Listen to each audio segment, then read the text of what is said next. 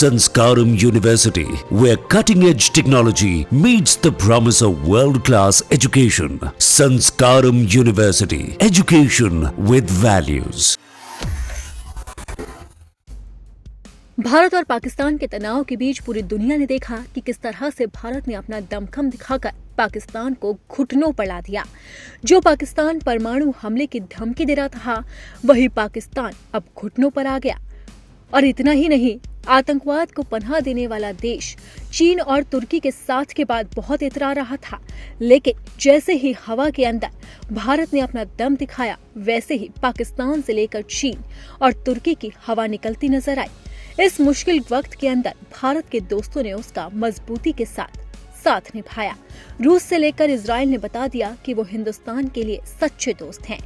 तुर्की Qatar जहां पाकिस्तान का साथ दे रहे थे, तो वहीं दूसरी तरफ इजराइल मजबूती के साथ भारत के साथ खड़ा था और इजराइल के डिफेंस सिस्टम ने पाकिस्तान को मुंहतोड़ जवाब दिया।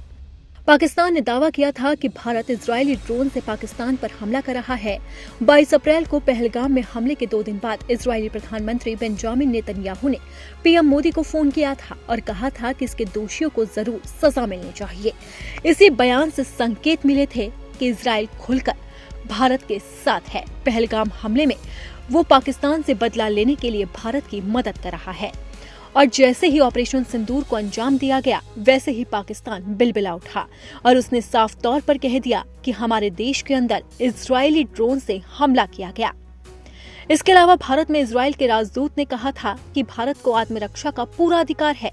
इजराइल भारत को तब खुलकर समर्थन दे रहा था जब खुद चौतरफा जंग में उलझा हुआ था। रूस भारत का ऐतिहासिक साझेदार है। इसके बावजूद पूरे मसले में इजराइल जितना मुखर नहीं रहा, लेकिन इजराइल ने पूरी दुनिया के सामने भारत का खुलकर साथ दिया और इजराइल का जो डिफेंस सिस्टम था, वो भारत के बहुत काम आया और उसी के बदले भारत ने पाकिस्तान को घुटनों पर ला दिया। जिसके बाद पाकिस्तान बुरी तरह से बिलखने लगा और उसने भी तुर्की और चीन के हथियारों से भारत को जख्मी करने की कोशिश की, लेकिन हवा में ही उसके हथियार ध्वस्त हो गए। उसकी मिसाइलें भारत तक पहुंच ही नहीं पाई और हवा के अंदर ही राख हो गई। भारत ने जब पाकिस्तान में सैन्य कार्रवाई शुरू की थी, तो रूस ने दोनों देशों से शांति की अपील की थी। सोशल मीडिया पर कुछ लोग हैरानी जता रहे थे, लेकिन 1971 में पाकिस्तान से जंग में सोवियत संघ का जो रुख था, रूस अब वैसा रुख नहीं रखता था। लेकिन इजराइल ने पूरी दुनिया के सामने दिखा दिया कि वो भारत का सच्चा दोस्त है और इजराइल के हथियारों ने पाकिस्तान को घुटनों पर लाने में भारत की बहुत अच्छी तरह से मदद की।